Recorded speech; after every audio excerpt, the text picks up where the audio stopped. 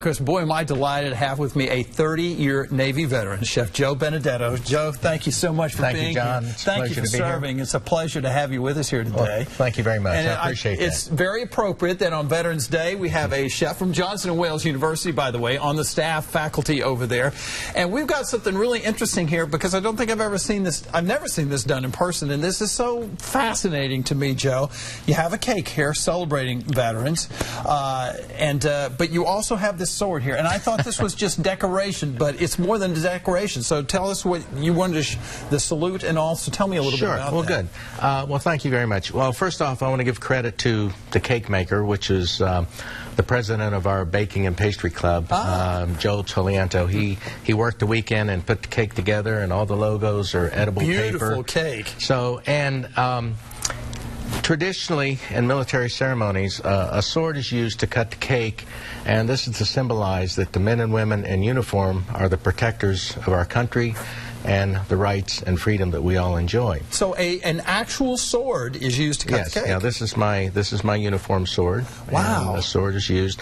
So I'd like to pay special honor and tribute Please do, today. yes. So we will do a sword salute, which I may be a little rusty with because it's been a few years, but in honor of all the men and women who have served, to those who are serving, to all of those who have given the ultimate sacrifice, to our military families, to our community outreach program at Johnson & Wales, which is how we started making products, giving them to the community, the USO being one of our recipients.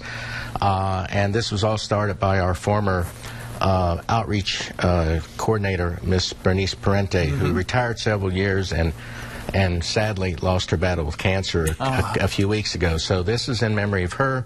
But to all those who have served, who are serving, we at Johnson & Wales University and WBTV, we salute you. I'll try not to get John, and let's cut cake. So you're actually going to use this to cut the cake here? Yeah, and the only thing it's ever attacked is a cake. That's it.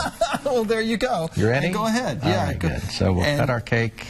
Wow. That is... And it's there. Wow. But now we can use this other knife maybe to cut some of the other slices. Yeah, we're gonna use that to portion it out because the sword is only good for the initial cut. Now that is something, though, because a lot of times what we see, the sword is merely as a decoration, so it is actually used for different purposes within the military.